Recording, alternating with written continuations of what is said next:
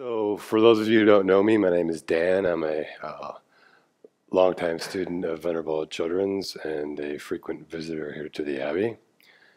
Um, when giving these kinds of talks, I'm always conflicted about reading from notes because then I feel like it's scripted or speaking from the heart. But I can assure you, when I wrote these notes, that it did come from my heart.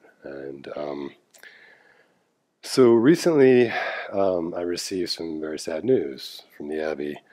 Um, a man who I befriended during his visit here was about a year ago, I think, maybe more, but he was here for quite some time. I received the news that he had died. So this man, I think it's fair to say that he was well liked by everybody here. I mean, he was just a really outgoing, good-natured, good-hearted, always willing to lend a hand. Um, I'll also remember his sense of humor and his voracious appetite.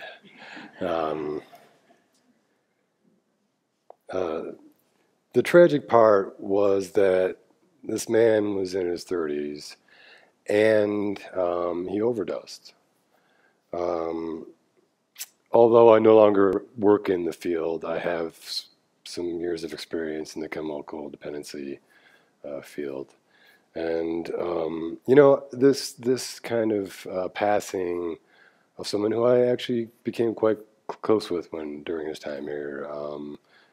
I came here, picked him up, and we went to the city, and we spent a lot of time having a heart to heart.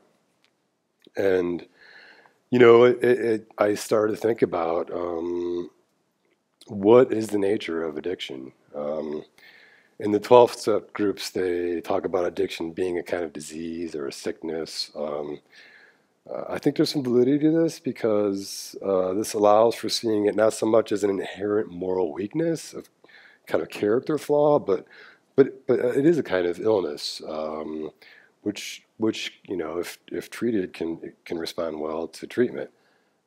Assuming, of course, that the caveat is that there is some willingness on the part of the patient to want to change, right, and get treatment. So this is much in the same way that Venerable reminds us not to judge the person,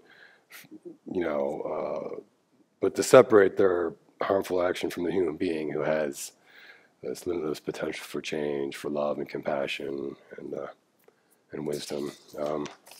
So what is the nature of addiction?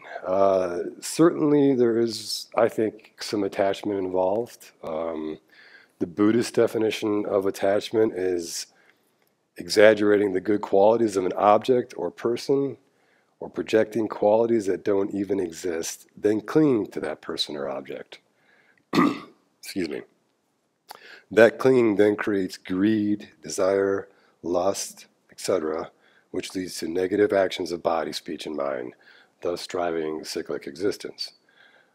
Remember, any good or bad qualities that we ascribe to something or someone coming from our own mind isn't an inherent part of that object or person.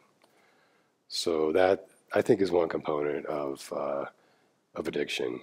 It seems to me also with addiction that there's a large amount of self-cherishing, right? Self-loathing, shame, self-pity. It's essentially being kind of self-absorbed, right? So what's the common denominator here, right? Me, self, right? Yeah, so, and it's really, it's me and an unhealthy preoccupation with me, myself. It's this kind of obsession, actually. In the 12-step programs, they call it a sick obsession, right? So for me, this is the kind of primary nature of addiction. It's primarily a mental affliction, somehow thinking that I am unique and I am somehow suffered differently and more than others. As an aside, another thing in the 12-step programs, there's some great bits of wisdom in there. They call this They used to call this a case of terminal uniqueness. Nobody understands me, poor me, my problems. So, with this kind of mistaken view, we fall into self-pity, resentment, and despair, right? This is a classic example of what vulnerable children remind us. Don't believe everything you think. Having wrong views, well, in our friend's case, who passed away, having these wrong views, right? And believing everything that he thought, it cost him his life, sadly. So, and also, I think with this unhealthy self-preoccupation, the self-cherishing, it reinforces our self-grasping, right? This concrete sense of I, yeah. So thinking about our friend's passing and the pain that it left others in its wake, I was reminded of the quote by Robert Oppenheimer, who was one of the lead scientists on the atomic bomb on the project. And upon witnessing the horrible power unleashed by the splitting of just a tiny atom, right? He quoted the Bhagavad Gita, and he said, "Now I have become death, the destroyer of worlds," right? That's a pretty powerful thing. And in my mind, this is kind of similar to addiction and alcoholism, right? Because I think of family and friends and, people who have chosen this self-destructive path of addiction. It's in a way a destroyer of worlds, right? I mean, people are emotionally devastated in its wake. I think especially of our friend's mother and grandmother, who countless times, tried to help him. They put great love and effort into helping our friend, and sadly, our friend was not ready and willing to accept the help. He did accept it for some time, and then fell back into these old habits, right? They're so too strong for him to overcome. When I think of this quote, I'm also reminded of the destruction and harm resulting from the opioid epidemic in this country. And it is an epidemic, and we're just now starting to see just how, devastating it is. But, not to sound pessimistic, I want to offer that there is hope, right? That there is healing after the destruction. Recovery programs and the 12 steps, they offer a conventional relief and recovery from addiction and alcoholism for this life, right? The Dharma path, on the other hand, offers antidotes for our mental afflictions and a complete cessation of suffering, and thinks about our future life, right? So a little deeper there. But either way, this is beneficial and it ought not to be ignored. Finally, I just want to say, if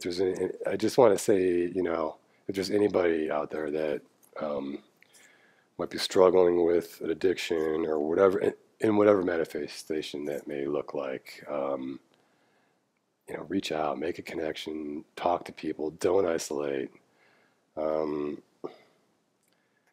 It may not necessarily be limited to illicit substances, whatever that manifestation of addiction looks like. If you think that you have a problem, I really urge you to reach out, get help. If you find that you're isolating, this may be a sign that things are not well. We live in an interdependent world. Making connections is of the utmost importance for our own mental well-being, and helping others, thinking of others, helps get us out of that. Poor me. There's another saying in the AA groups, pour me another drink, right? So that's the thing, is get out of that. Let's snap out of that. And I had a lot of help along the way, but thankfully I was able to at least snap out of that and get off of that train.